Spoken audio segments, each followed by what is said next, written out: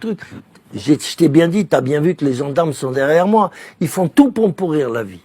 Mais je leur ai dit, mais ils me convoquent. Je leur ai dit, mais venez me chercher avec la force publique.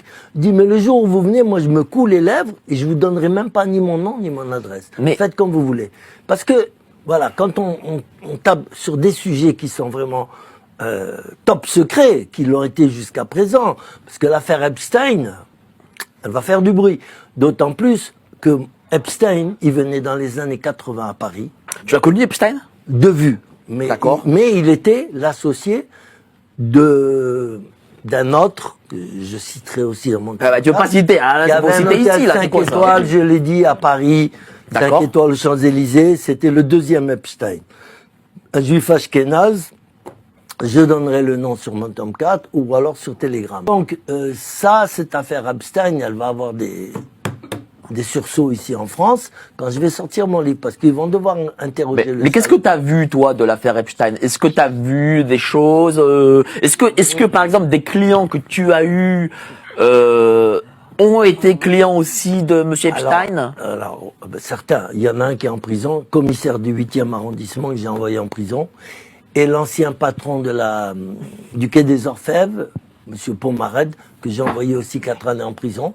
Tout ça à cause des petits-enfants. D'accord? Alors, qu'est-ce que je pense? Je dis que l'hôtel 5 étoiles du monsieur là, que je vais citer, c'était l'île d'Epstein, mais en hôtel 5 étoiles. D'accord? Aux Champs-Élysées.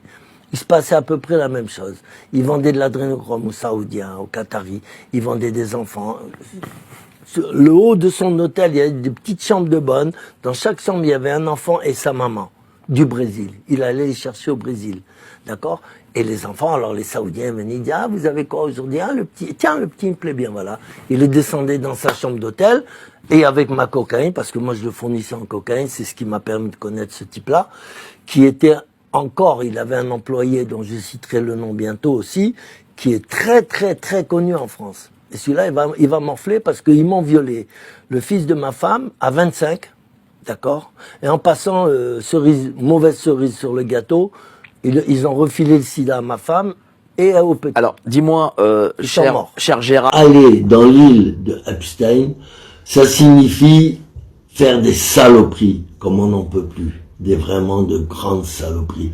À savoir, se faire des petits-enfants, des petites filles, des petits garçons, de tout. Et en particulier, ce qui a fait la fortune d'Epstein, c'est l'adrénochrome. Mais c'est le principal, bien sûr, c'est ce qui attire beaucoup de femmes qui vont certainement pas pour se faire un petit garçon de 6 ans. Hein. Donc elles vont là-bas pour un but précis, c'est l'adrénochrome.